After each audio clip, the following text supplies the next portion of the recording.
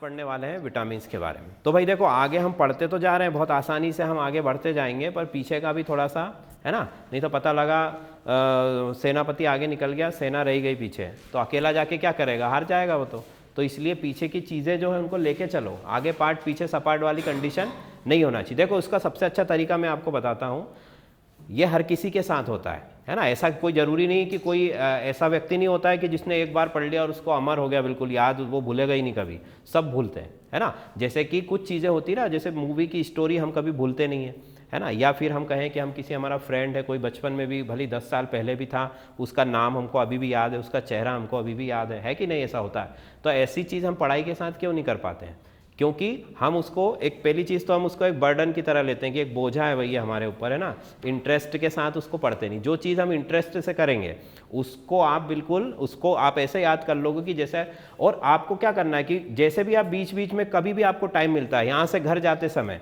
ये इन चीज़ों को आप मनन करो, मतलब कि एक बार माइंड में उसको रिवाइंड कर लो है ना, भले ही आप आधी अधूरी टूटी फूटी चीज़ें याद रहें। फिर एक हफ्ते बाद, जैसे मान लो इस वीक का पूरा टेस्ट हो गया, अगले हफ्ते आप जैसे जैसे जितनी बार उसको हर हफ्ते या 2-4 दिन में जब भी आपको लगता है कि हम भूल रहे हैं चीज़ों को, तो आप उसको तुरंत क्या कर लो, वापस से उस पर आ जाओ।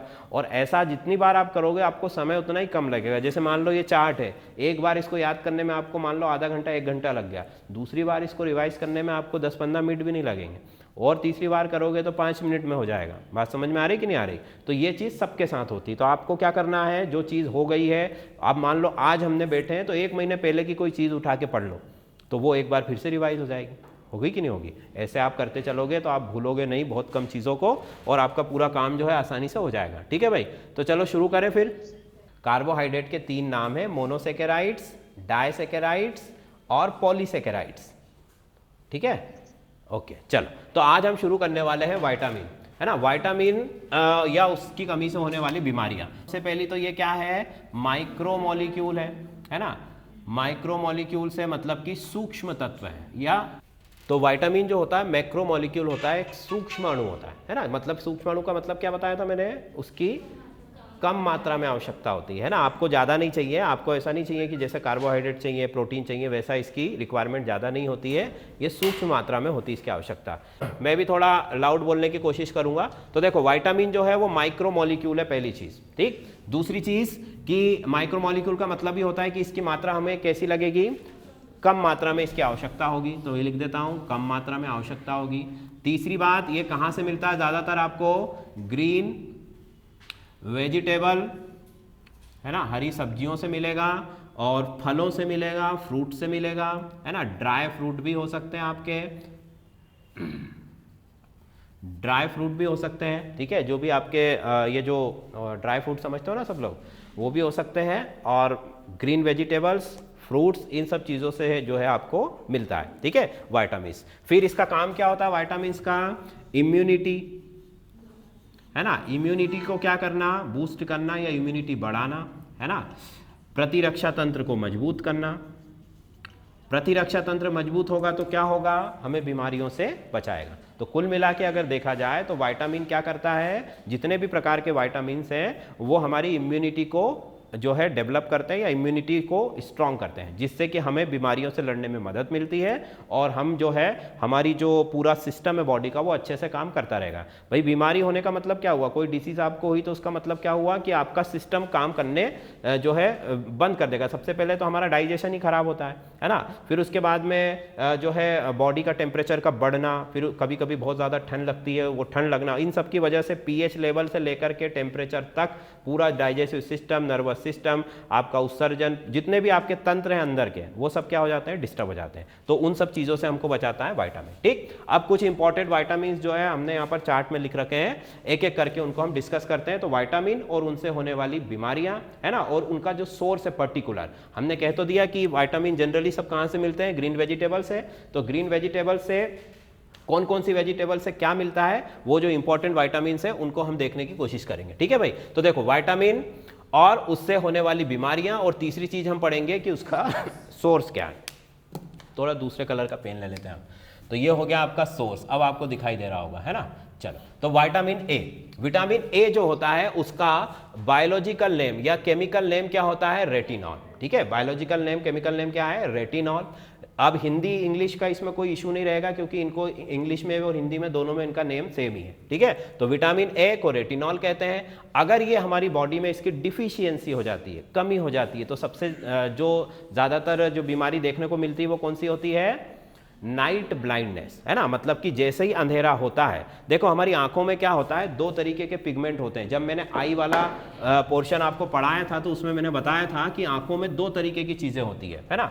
एक तो होता है आपका इस तरीके से कोन्स होते हैं, और एक होती है रॉड्स, है ना। ये दो सेल होती है आंखों की रेटिना की वॉल में। जैसे ये हमारी आई है और आई बॉल है ना। इस आई बॉल में यहाँ पर आपका जो कॉर्निया वगैरह हो गया, यहाँ पर जो है आपकी कोन और रॉड, दो तरीके की जो है सेल्स होती हैं। तो एक जो होती है वो अंधेरे के लिए रिस्पॉन्सिव, मतलब अंधेरे में देखने में हेल्प करती है, और दूसरी लाइट में। जैसे हम बोलते हैं ना कि उल्लू है आपका, उसको रात में अच्छे से दिखाई देता है। जानवर लोग जो होते हैं जैसे शेर, चीता, इनको भी रात में हमसे बेटर दिखाई देता है। तो उनमें इन्हीं सेल्स का जो है नंबर्स का डिफरेंस होता है, जिसकी वजह से उनको रात में भी अच्छे से दिखाई देता है। तो यहाँ पर नाइट ब्लाइंडनेस, तो लाइट के लिए, है ना, कम लाइट में आपको दिखाई देना क्या हो जाएगा? बंद हो जाएगा। उसको कहते हैं हम नाइट ब्लाइंडनेस। ऐसा नहीं है कि आपको बिल्कुल दिखाई नहीं देगा, पर जैसे जैसे लाइट कम होगा तो आपका जो विजन होगा, आपकी जो दृष्टि होगी, वो भी कैसी हो जाएगी?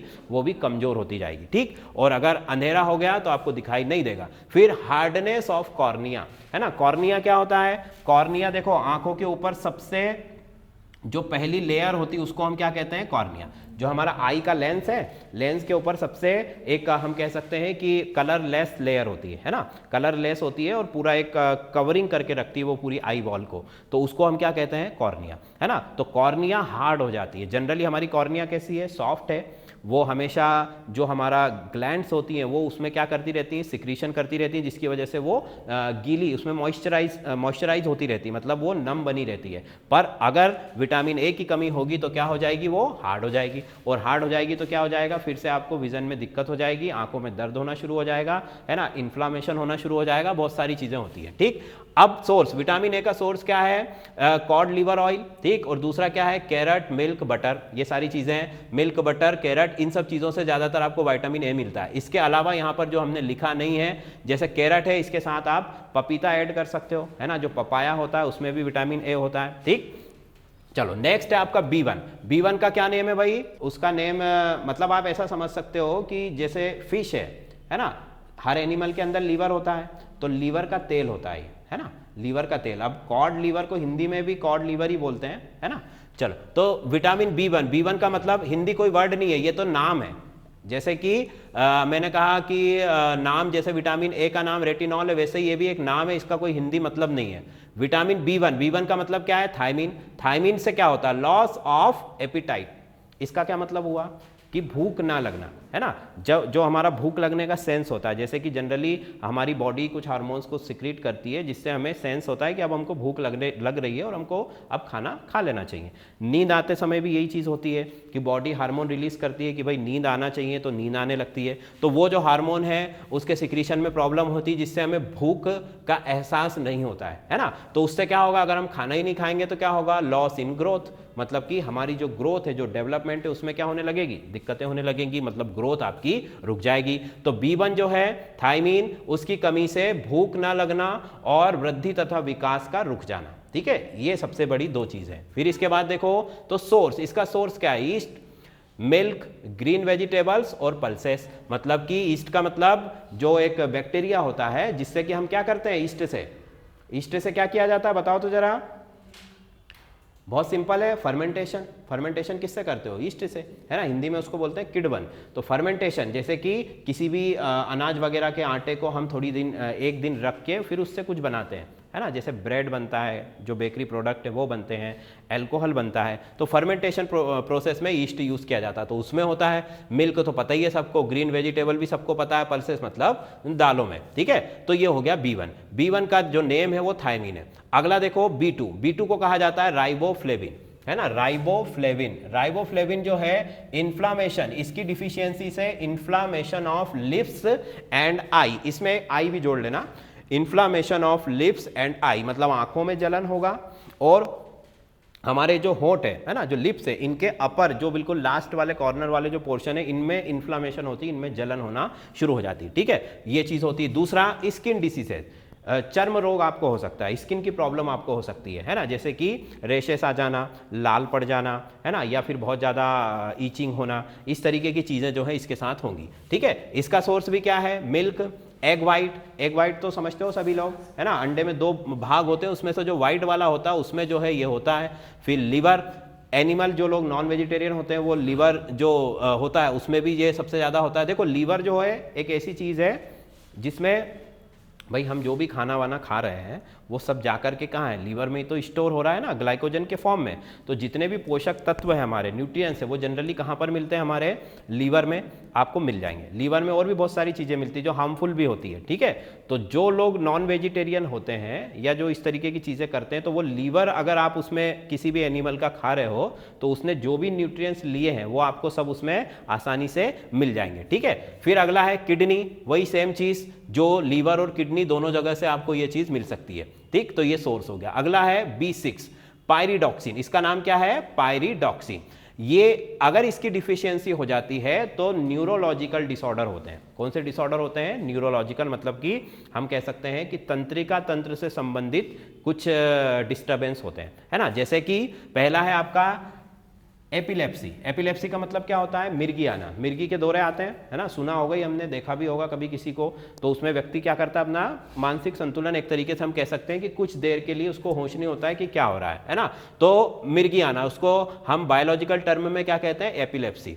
फिर नर्वसनेस, नर्वसनेस का मतलब कि घबराहट होना बहुत ज़्यादा, जनरली होता है ना, हम कहीं जाते हैं तो घबराहट होती है हमको, वो चीज़, तो नर्वसनेस। ठीक, अगला देखो सोर्स इसका क्या है, वही ईस्ट है, मिल्क है, एग है, पल्सेस है, ग्रेम है, ये सारी चीज़ें जो इसका सोर्स है, मतलब कि यहाँ से ये आसानी से आपको क्या हो जाएगा, मिल जाएगा। ठीक, अगला देखो B12। अब विटामिन बी में जो है बहुत सारे विटामिन होते हैं, B1 से लेके B12 और आगे भी होते हैं। हम तो अभी सिर्फ 4 या 5 ही पढ़ेंगे, है ना। जैसे हमने B1 पढ़ा, B2 पढ़ा, B6 पढ़ा और B12 पढ़ा। ये 4 विटामिन हमको अच्छे से याद रखने हैं, बहुत सारी चीज़ें इसके अंदर होती है। तो B12 साइनो कोबाल्ट अमाइन, मतलब कि इसमें साइनाइड ग्रुप भी है, कोबाल्ट भी है और अमाइन भी है ना। अमाइन का मतलब NH2 वाला ग्रुप, कोबाल्ट मतलब आपका CO हो गया और साइनाइड मतलब CN, मतलब कि साइनो कोबाल्ट अमाइन। ये नाम है विटामिन B12 का। ठीक, इसकी कमी से क्या होता है, इसकी डिफिशियंसी जब होगी तो एनीमिया आपको हो सकता है। ठीक है, एनीमिया का मतलब क्या होता है, खून की कमी हो जाना। ठीक है, खून की कमी यहां पर हो जाएगी आपको, और साथ में नर्वस डिसऑर्डर, है ना, मतलब कि थोड़ा बहुत आपका जो सिस्टम है, जो आपका तंत्रिका तंत्र है, वो भी इससे क्या होगा, इफेक्ट होगा। ठीक, अगला देखो तो इसका सोर्स क्या है, इसका सोर्स जनरली मीट, है ना, मीट है, फिश है, एग है और कर्ड। कर्ड का मतलब है दही। बाकी सारी चीज़ें तो ये आपके आ गई है ना, अंडा, मांस, मछली, और यहाँ पर आपका दही जो है, दही में भी विटामिन B12 जो है वो बहुत अच्छी मात्रा में मिलता है। ठीक, तो अगर आपको इसकी डिफिशियंसी से बचना है तो इनमें से आपको कुछ ना कुछ लेना पड़ेगा। ठीक, अगला विटामिन C। विटामिन C को क्या कहते हैं, एस्कॉर्बिक एसिड। एस्कॉर्बिक एसिड ये इसका बायोलॉजिकल नेम है। इसकी कमी से क्या होता है, स्कर्वी डिसीज, है ना, स्कर्वी डिसीज मतलब डिसीज ऑफ गम। ये किसकी बीमारी है, हमारा जो गम्स होते हैं, मसूड़े होते हैं, उनमें से हमेशा दांतों में पीलापन रहना, दांत मुंह से बदबू आना। ठीक है, गम्स जो है वो वीक हो जाते हैं। वीक का मतलब कि जनरली हमारे गम्स बड़े स्ट्रांग होते हैं, दांतों को बहुत अच्छे से पकड़ के रखते हैं, है ना, बाइंड करके रखते हैं। पर ये बीमारी के अंदर क्या होगा, दांत आसानी से हिलने लगते हैं थोड़े कुछ सालों के बाद और गिरने लगते हैं, मतलब कि कमज़ोर हो जाते हैं। कुल मिलाकर गम्स जो है आपके वो कमज़ोर हो जाते हैं, उनमें से बदबू आना, खून आना, ये सब जो है स्कर्वी डिजीज़ के सिम्टम्स है। ठीक, सोर्स तो सिट्रस फ्रूट, है ना, सिट्रस फ्रूट का मतलब जैसे संतरा, नींबू, जितने भी खट्टे आप बोल सकते हो, जो खट्टे या नींबू फैमिली या आपकी जो ऑरेंज फैमिली, उनसे रिलेटेड जितने भी फ्रूट्स हैं वो सब के सब इसके अंदर आ गए। उसके बाद में आंवला हो गया और ग्रीन वेजिटेबल्स हो गई। सबसे अच्छा सोर्स कौन सा है, सिट्रस फ्रूट। ठीक, ये बात हो गई। अगला देखो विटामिन डी, इसका नाम क्या है भाई, अर्गो कैल्सीफेरॉल, है ना। अर्गो कैल्सीफेरॉल इसका केमिकल नेम हो गया। Disease of bones, vitamin D की कमी से होने वाली बीमारियां कौन सी होती है, ये होती है हड्डियों से संबंधित बीमारियां, है ना। विटामिन डी करता क्या है, देखो विटामिन डी क्या करेगा, हमें पता है हमारी हड्डियां और दांत किससे बने हैं, कैल्शियम से।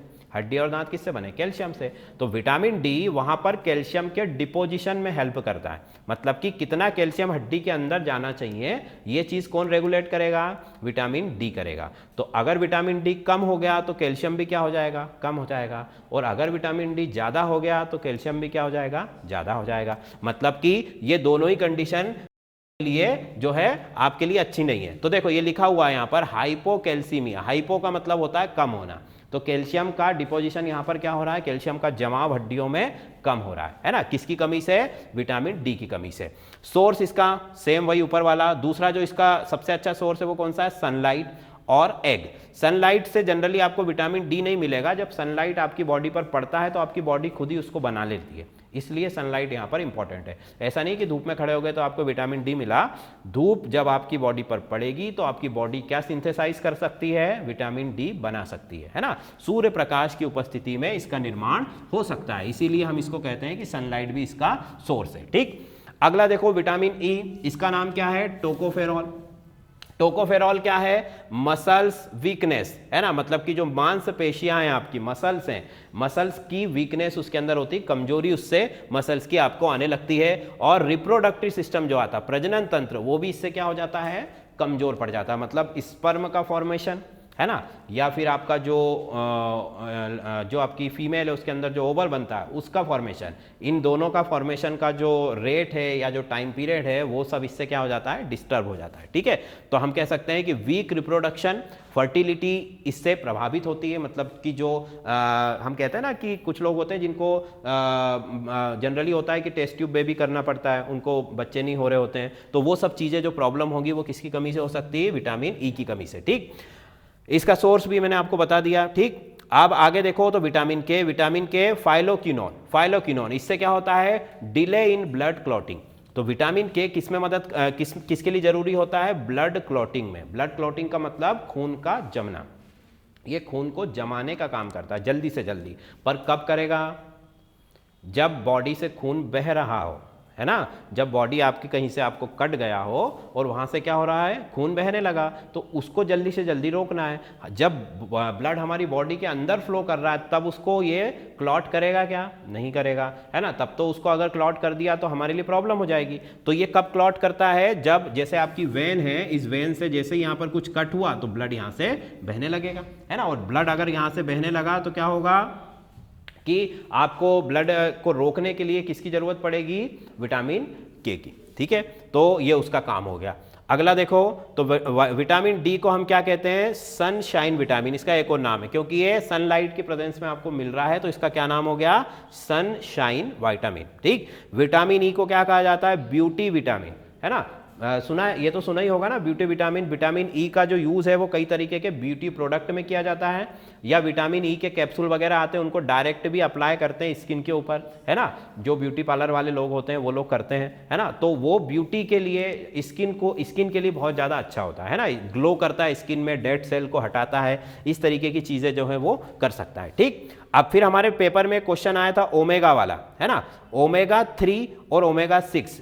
यहां पर देखो ओमेगा क्या है? ओमेगा 3 ओमेगा 6 फैटी एसिड है। कौन सा एसिड है? Fatty acid. फैटी एसिड क्या होते हैं? जिनसे फैट बनता है। फैट किससे बनता है? जैसे अमीनो एसिड से क्या बन रहा है? प्रोटीन। वैसे ही फैटी एसिड से क्या बनता है? फैट। ठीक है, फैटी एसिड के 3 मॉलिक्यूल और एक ग्लूकोज का मॉलिक्यूल, ये मिलके क्या बनाते हैं? फैट बनाते हैं। बात समझ में आ गई? तो उन्हीं फैटी एसिड में से एक एसिड कौन सा होता है? ओमेगा 3, और एक कौन सा होता है? ओमेगा 6, है ना? बहुत सारे होते हैं पर हमारे काम के जो पेपर में आपको बताए थे वो मैं आपको यहाँ पर बता दे रहा हूँ। तो ये जो फैटी एसिड होते हैं ये किस नेचर का होता है? Poly unsaturated fat. कौन सा फैट होता है? पॉली अनसेचुरेटेड फैट, मतलब कि असंतृप्त वसा होता है। कौन सा वसा होता है? असंतृप्त। इसका क्या मतलब हुआ? क्यों भाई? असंतृप्त का मतलब क्या है? मैंने हाइड्रोकार्बन पढ़ाया था, जब भी पढ़ाया था मैंने कि असंतृप्त मतलब क्या होता है? जैसे मान लो ये चेन है, किसी फैट की चेन है मान लो, है ना? ये मैंने एक कोई भी नॉर्मल कार्बन चेन बनाता हूं मैं, ये देखो ये कार्बन चेन है। तो अगर इस कार्बन चेन में कोई भी डबल बॉन्ड आ जाता है ना? तो उसको हम क्या कहेंगे कि ये अनसेचुरेटेड है। कैसा है ये? अनसेचुरेटेड। और अगर इसमें सारे के सारे बॉन्ड कैसे हैं? सिंगल है। तो उसको हम क्या कहेंगे, सेचुरेटेड। बात समझ में आ गई।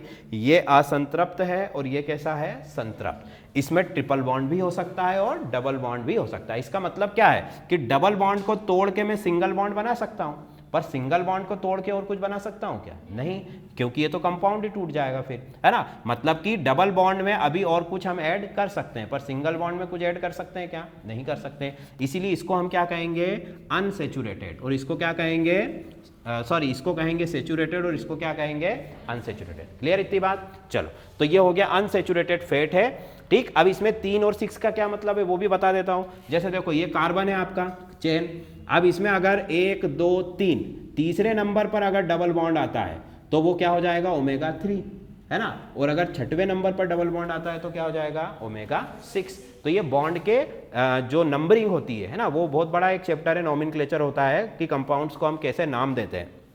तो वहां पर अगर ये तीसरे नंबर के कार्बन पर या तीसरे नंबर की जगह पर है तो उसको हम कहेंगे ओमेगा 3, और छठवें नंबर की जगह पर है तो उसको क्या कहेंगे, ओमेगा 6, ठीक। चलो, फिर ये करता क्या है, ये देखो ग्रोथ में हेल्प करेगा ओमेगा 3। ये जनरली इन दोनों के काम एक जैसे ही होते हैं, है ना। हार्ट की हेल्थ सबसे ज़्यादा जरूरी किसमें है, हार्ट हेल्थ। जनरली आपने जो ऑयल हम लोग खाते हैं ना, जैसे सफोला वगैरह का एड आता है बहुत ज़्यादा टीवी पर कि क्या बोलते हैं उसको, लाइट होता है वो, है ना। लाइट का मतलब कि हार्ट के लिए अच्छा होता है, कोलेस्ट्रॉल उसके अंदर नहीं होता है, ऐसा वो लोग बोलते हैं, है ना।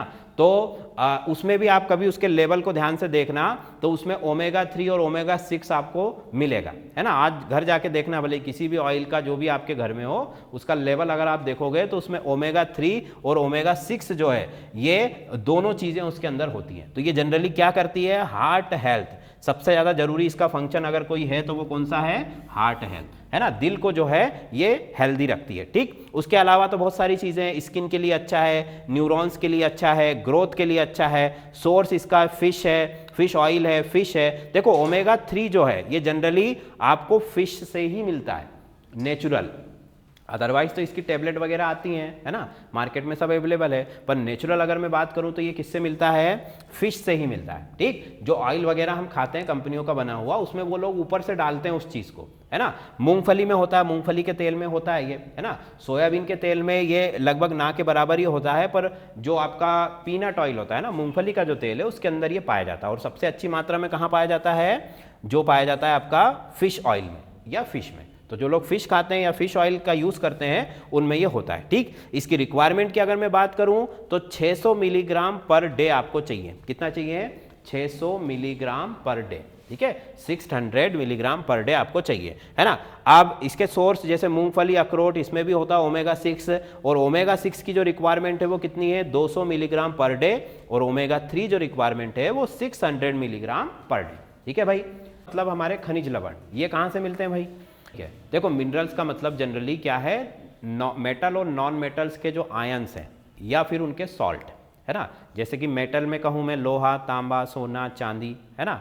और नॉन मेटल में कहूँ तो जैसे कि आपका हो गया नाइट्रोजन हो गया, है ना, ये आयोडीन हो गया, फ्लोरीन हो गया, ये सब नॉन मेटल में है। तो या तो इनके आयन चाहिए हमको, आयन का मतलब कि ये जो तत्व जिस अवस्था में उपस्थित होते हैं, जिस फॉर्म में, वो चाहिए, या फिर इनके सॉल्ट चाहिए। जैसे कि मुझे सोडियम चाहिए तो सोडियम मुझे डायरेक्ट भी मिल सकता है, या सोडियम अपने किसी कंपाउंड के फॉर्म में मिल सकता है, जैसे सोडियम क्लोराइड जो हम नमक खाते हैं, तो वो क्या है, सॉल्ट है। सोडियम क्लोराइड क्या है, सॉल्ट है। तो सोडियम क्लोराइड भी मिल सकता है या फिर सोडियम अकेला भी मिल सकता है। तो कुल मिलाकर अगर कहें तो मिनरल्स क्या है, मिनरल्स जो है वो मेटल, नॉन मेटल, इन दोनों, ये दोनों हो सकते हैं, और साथ में इनके सॉल्ट, मतलब कि धातु, अधातु या उसके लवण, इसी को हम क्या कहते हैं, मिनरल्स कहते हैं, ठीक है। ये देखो धातु, अधातु व उनके लवण जो होते हैं वही क्या होते हैं, मिनरल्स होते हैं। अब ये मिनरल्स होते कहाँ पर है, मिनरल्स जो है वो सभी प्रकार की खाने पीने की सब चीज़ों में होते हैं, ठीक है। कुछ में ज़्यादा है, कुछ में कम है, ठीक। जनरली जो है जो मिनरल्स हमारे लिए इंपॉर्टेंट है उनको हम 2 पार्ट्स में यहाँ पर फिर से फर्दर इनका क्लासिफिकेशन कर रहे हैं, है ना। 2 भागों में इसको हम क्या करना चाह रहे हैं, वर्गीकृत। जैसे मिनरल्स अपने आप में क्या है, मैक्रो है कि आपका जो है माइक्रो है। माइक्रो है, मतलब कि कम मात्रा में आवश्यकता। नहीं, दोनों नहीं है। अगर दूसरे एलिमेंट्स के कंपैरिजन में आप देखोगे, प्रोटीन के कंपैरिजन में देखोगे तो वो कैसा है, मैक्रो ही है ना, सॉरी माइक्रो है। प्रोटीन मैक्रो है और ये कैसा है, माइक्रो है। पर यहाँ पर इसके अंदर हम इसको दो भाग में फिर से बांट रहे हैं, है ना। ऐसे मिनरल्स जो हमको थोड़े से ज़्यादा अमाउंट में लगते हैं और ऐसे मिनरल्स जो बिल्कुल ही कम अमाउंट में लगते हैं।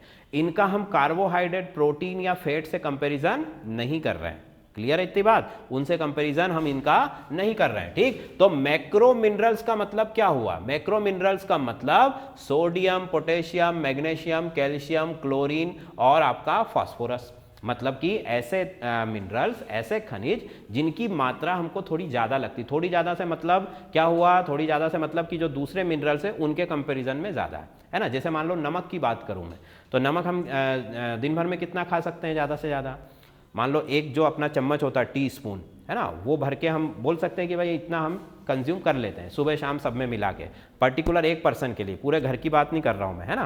तो उसके लिए हम 1 टीस्पून हम मान सकते हैं कि भाई आधा सुबह आधा शाम को इतना हम कंज्यूम कर लेंगे। तो 1 टीस्पून का मतलब कितना हो गया, 2 से 3 ग्राम के बीच में, है ना। तो वो सोडियम जो है मिनरल्स के कंपेरिजन में कैसा हो गया, मैक्रो हो गया, ज़्यादा मात्रा में उसकी आवश्यकता है। तो सोडियम की मात्रा हमें ज़्यादा होगी और पोटेशियम की भी हमें रिक्वायरमेंट ज़्यादा होगी, मैग्नीशियम की भी रिक्वायरमेंट ज़्यादा होगी, कैल्शियम की भी ज़्यादा है क्योंकि ये तो हड्डियाँ इससे बनती हैं। ठीक, इसके अलावा जो क्लोरीन है और जो पोटेशियम है इनकी मात्रा भी हमको ज़्यादा लगेगी। ठीक है, अब माइक्रो की बात करूं तो माइक्रो में कौन कौन से हो गए, फ्लोरीन, मोलिब्डेनम, आयोडीन, कोबाल्ट और सेलेनियम। इनके नाम अगर तुमको पता नहीं है तो लिख लो। एफ का मतलब क्या है, फ्लोरीन। फ्लोरीन कहाँ पर आता है, ग्रुप नंबर 17, है ना। कौन सी फैमिली, हेलोजन फैमिली, है ना। तो ये फ्लोरीन हो गया। मोलिब्डेनम डी ब्लॉक एलिमेंट है ना। ये आयोडीन, आयोडीन भी इसी फैमिली का मेंबर है फ्लोरीन के साथ। कोबाल्ट डी ब्लॉक एलिमेंट है। सेलेनियम ये पी ब्लॉक एलिमेंट है, ये ऑक्सीजन फैमिली का है। सेलेनियम ऑक्सीजन फैमिली का है। ठीक, तो ये मैक्रो और माइक्रो मतलब कि बृहद मिनरल, बृहद खनिज और आपके जो सूक्ष्म खनिज जिनकी मात्रा ज्यादा चाहिए और एक की मात्रा कम चाहिए। ठीक, अब एक एक करके देखो इनके बारे में लिखा हुआ है कि आयोडीन, सबसे पहले आयोडीन का एटॉमिक नंबर क्या है, 53। इसकी कमी से होने वाली क्या चीज है, इसकी कमी से थायरोक्सिन हार्मोन की कमी हो जाती है। किसकी कमी हो जाती है, थायरोक्सिन हार्मोन, जो कहां से बनेगा, थायराइड ग्लैंड से बनेगा, है ना। थायराइड ग्लैंड जो होती है हमारे यहाँ पर, जो ये उठा हुआ दिख रहा है, ये थायराइड ग्लैंड है। ये थायराइड ग्लैंड क्या करती है, थायरोक्सिन हार्मोन बनाती है। वो हार्मोन जो है कम हो जाएगा। ठीक, अगर वो हार्मोन कम हो गया तो क्या हो जाएगा, मुझे ग्वाइटर या घेंगा, जिसको कि गले में एक सूजन टाइप आ जाती है ना, उसको हम क्या कहते हैं, ग्वाइटर रोग हो गया। ये जनरली जो लोग पहाड़ों में होते हैं, है ना, पहाड़ों वाले जो लोग होते हैं उनको ये बीमारी होती है क्योंकि वहाँ का जो नमक होता है उसमें आयोडीन की मात्रा नहीं होती। पर आजकल तो जो है सारा कुछ बाहर से आ ही जाता है, तो वहाँ पर भी ये जो इशू है ये अब धीरे धीरे सब डिजॉल्व हो गया है। ठीक है, तो थायरोक्सिन की कमी से ग्वाइटर नामक रोग होता है जिसको हिंदी में हम घेंगा कहते हैं। ठीक, अब इसका इलाज क्या है कि आप आयोडीन युक्त नमक खाइए, है ना। बोलते हैं ना कि आयोडीन जो सॉल्ट होता है उसमें आयोडीन आप मिक्स करते हैं, जिसकी वजह से ये कमी जो है आपकी पूरी हो जाती है। फिर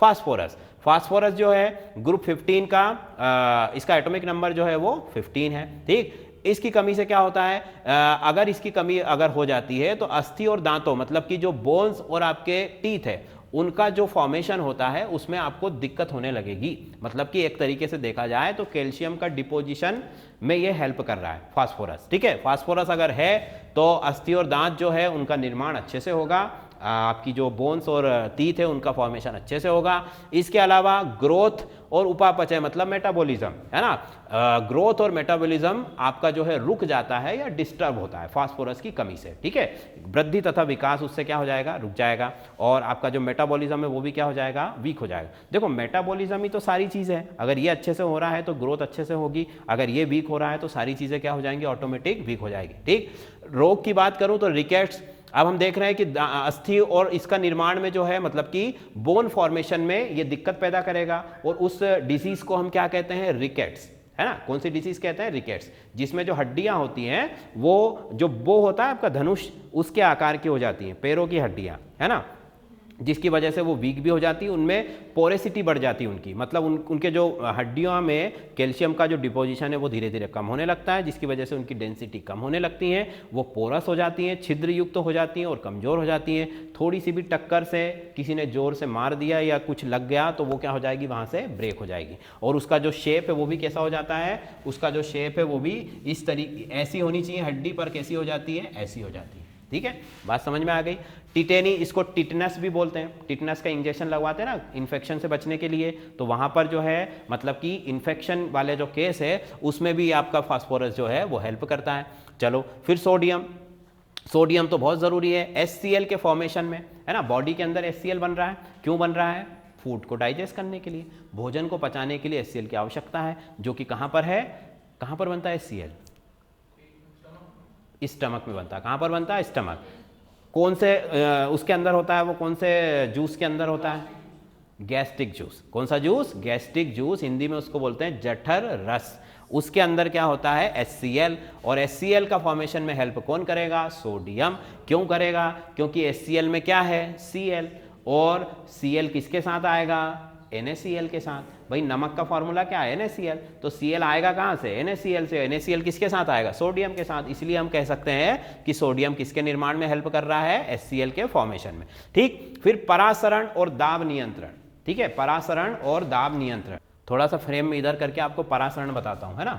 परासरण का मतलब क्या होता है, कोई बता सकता है, इंग्लिश में इसको ऑस्मोसिस कहते हैं। क्या कहते हैं, ऑस्मोसिस। जैसे कि देखो ऑस्मोसिस क्या होता है, परासरण क्या होता है, नहीं घनत्व, घनत्व उसके लिए सही वर्ड नहीं है, सांद्रता उसके लिए सही शब्द है। ठीक है, इधर देखो, देखो भाई, जैसे कि मान लो ये एक मेरा कंटेनर है, उस कंटेनर को मैंने सेपरेट कर दिया किससे, सेमी परमेबल मेम्ब्रेन से।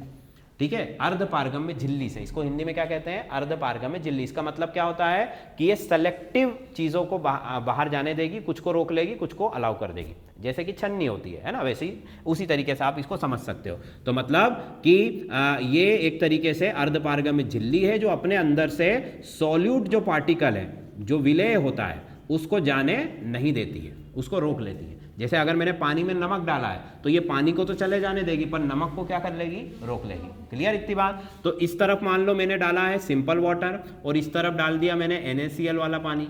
ठीक है, तो आप देखो जरा कि ये तो झिल्ली है, ये सिर्फ पानी को जाने देगी इधर से उधर, तो पानी ज़्यादा कहाँ पर है, यहाँ पर, और कम कहाँ पर है, यहाँ पर, क्योंकि इसमें कुछ मात्रा में नमक भी मिला हुआ है ना। जैसे मान लो 100 ml वाटर है तो उसमें से 10 ग्राम नमक है, मतलब यहाँ तो 90 ग्राम पानी है, और यहाँ पर कितने ग्राम है, 100 ग्राम। तो 100 ग्राम से 90 ग्राम की ओर पानी क्या होने लगेगा, जाने लगेगा। ठीक है, इसी घटना को हम क्या कहते हैं, ऑस्मोसिस। क्लियर।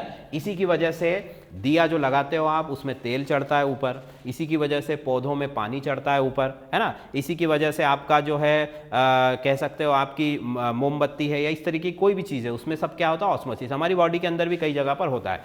जो ऑरो होता है आपका, उसमें रिवर्स ऑस्मोसिस होता है, जिससे पानी हम शुद्ध करते हैं, है ना, उसमें इस घटना को हम उल्टा कर देते हैं। चलो, तो उसमें अभी हमको ज़्यादा नहीं जाना है। तो परासरण दाब का नियंत्रण, ठीक, ऑस्मोसिस हो रहा है जिसकी वजह से एक प्रेशर जनरेट हो रहा है, उस प्रेशर को कंट्रोल कौन कर रहा है, सोडियम कंट्रोल कर रहा है। ठीक, चलो फिर आगे देखो, पेशी संकुचन में सहायक, मतलब कि जो मसल्स है उनके कॉन्ट्रैक्शन में हेल्प करेगा।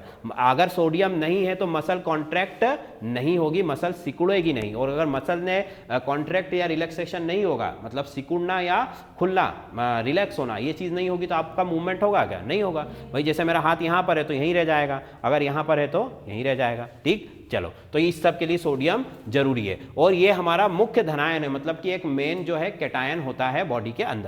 अगला देखो पोटेशियम, तो सोडियम की ही तरह ये भी क्या है, मेन कैटायन है, मुख्य धनायन है। इसकी कमी से लकवा आपको हो सकता है, पैरालिसिस, है ना। पोटेशियम की कमी से क्या हो सकता है, पैरालिसिस हो सकता है, लकवा हो सकता है, इसलिए पोटेशियम क्या है, हमारे लिए जरूरी है।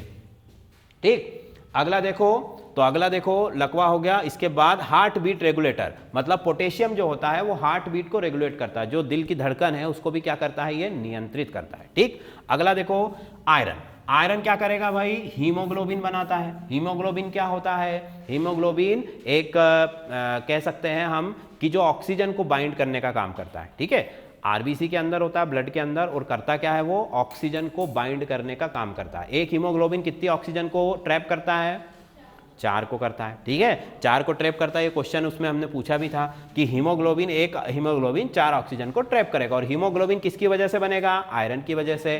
तो आयरन होना जरूरी है, इसकी कमी से क्या हो जाएगा? एनीमिया, मतलब खून की कमी। अब आयरन मिलेगा कहाँ से? जैसे पालक है उसमें बहुत अच्छा आयरन है, ग्रीन लीव्स वेजिटेबल्स है उसमें अच्छा आयरन है। अच्छा, दूसरी चीज़ कि आजकल लोगों में इन सब चीज़ों की कमी क्यों हो रही है?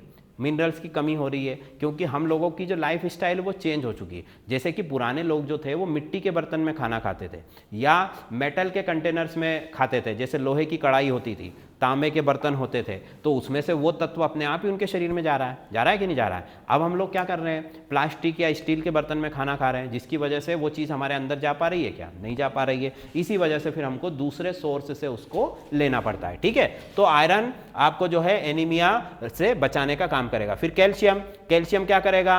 ब्लड क्लॉटिंग, रुधिर स्कंदन में एक महत्वपूर्ण तत्व है ना, कैल्शियम पोटेशियम दोनों।